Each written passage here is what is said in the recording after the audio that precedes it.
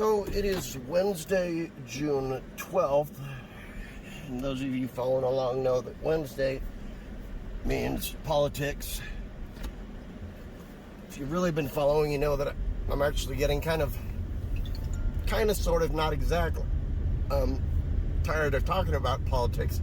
It's because it feels like everything is going to hell in a handbasket. But I'm doing it anyways, and I'm trying to keep with the game plan. And I'm going to try and squeeze it all into a one-shot, anything I got to say, I say it now for the next 20 minutes or so, give or take. So, actually, it might be a two-parter.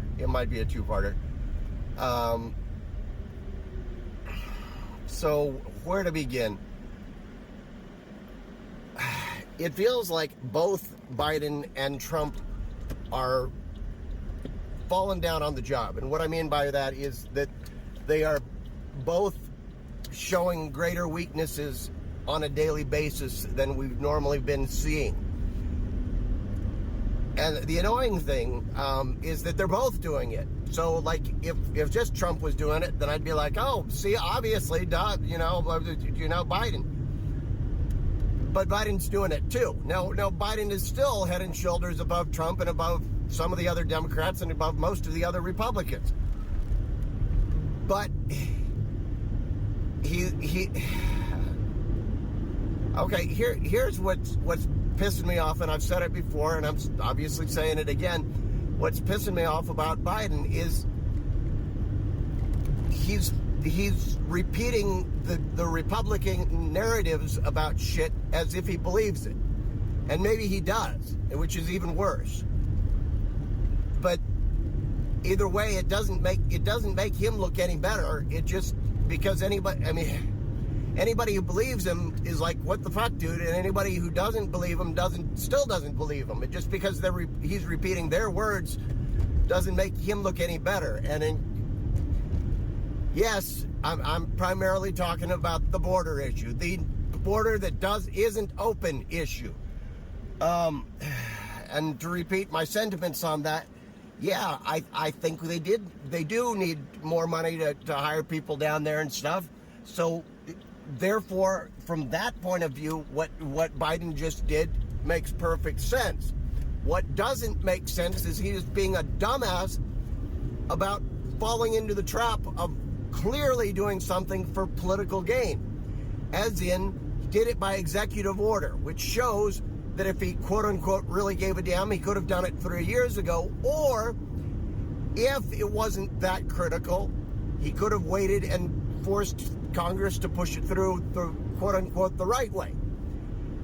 And instead, he just kind of looks like an opportunistic dick, even if you agree with what he's doing. Which, I kind of agree with what he seems to be doing, but the timing is bullshit. Which leads to something else that I gotta say. If you're on here, and by here I actually mean any social media, and you're complaining about Biden the way that I am right now, please preface it with, I'm still voting for the guy, because it's not always apparent. And if I think you're dissing him and you're not, especially if I don't really know you, shit, I'll unfollow you in a heartbeat. Make sure we know where the fuck you're actually coming from is my point, okay?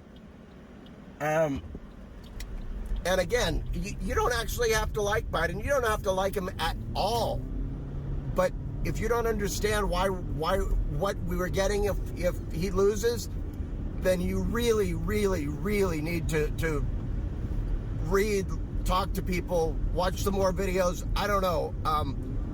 Not run yellow lights, probably. You get the idea.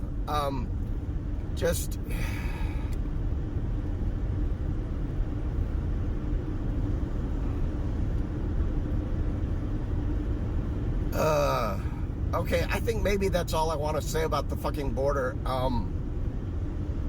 Okay, there's a lot more I want to say. I think that's all I'm going to say about the fucking border right now.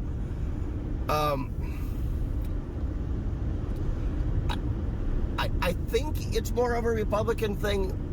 Maybe not. And if so, anybody who's doing it, stop it. we can do two things at once, and there can be two ideas that are both true. I mean, I've got a post up that's still getting a lot of action, where I'm complaining about the Republicans here in Texas, and the response that I get at least, I don't know, 2, 3, 4, 5, 6, 7 times a day is, Texas is doing fine. And my response when I bother is, yes, the economy is doing fine, but that's not the whole enchilada. And it's like, yes, it's part of the reason why I'm still here. But it doesn't change the fact that we've got a governor who, in at least 2 or 3 clear ways, is attacking public education. We've got a governor whose idea of how to fix the border is to give people carte blanche to shoot people, and I am not exaggerating. We've got a governor who thinks that the way to deal with abortion is to make it so illegal that non-viable fetuses are more important than living women who now have to go out of state and soon won't be able to do that either. A governor who, yes, he's in a wheelchair, but he gives so little a damn about actual other people in wheelchairs that the Capitol itself is not handicap accessible. I know from experience. I was there just a year or two ago. With somebody in a wheelchair who couldn't get up to the main floor to watch the proceedings.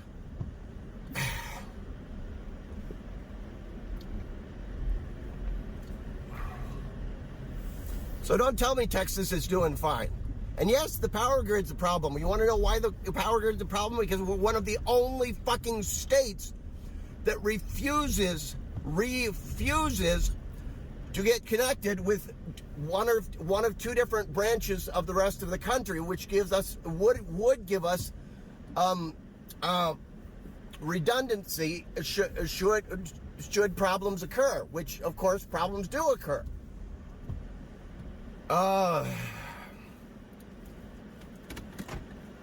Okay, I was gonna order food, eat it in the car, and keep talking, but instead I think I'm gonna talk for 2 more minutes, go inside, eat, publish this, and just kind of see how it goes. So yeah, Texas does have problems, and oh yeah, the biggie, and I apologize for not having it memorized, but if you look up what's called the Death Star bill, to anybody who says, oh, it's the Democratic cities, that's one of my primary issues, which is the fact that we do not have control of our own cities anymore. The bill effectively, what the Republicans have already been doing for several years, is overriding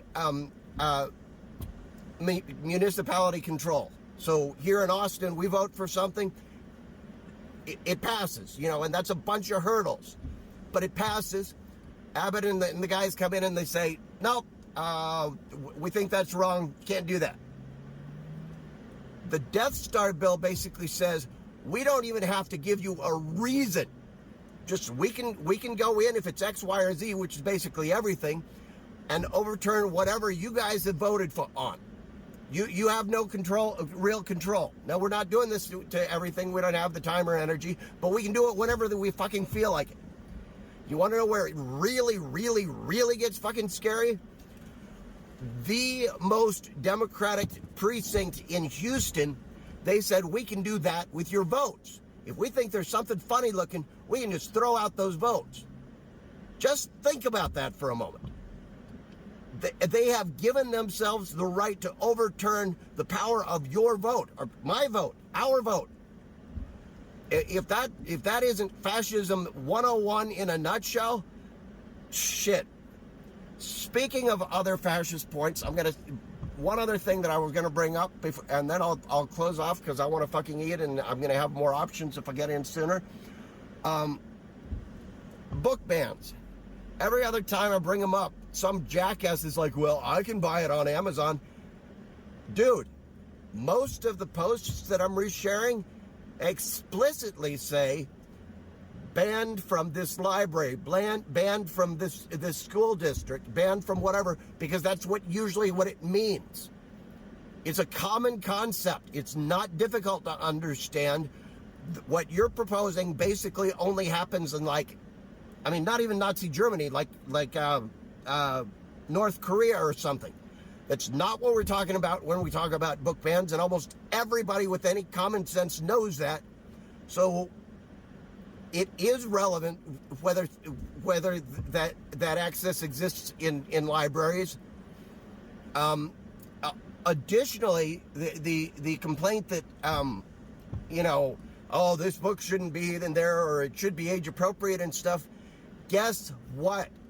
There are already, and have been for decades and centuries, tools in place for schools and educators and teachers and parents to address the question of, hey, we're not sure about this material, whether it should be promoted, whether it should be on the reading list, and things come off of the list and whatnot on a semi-regular basis through the proper channels.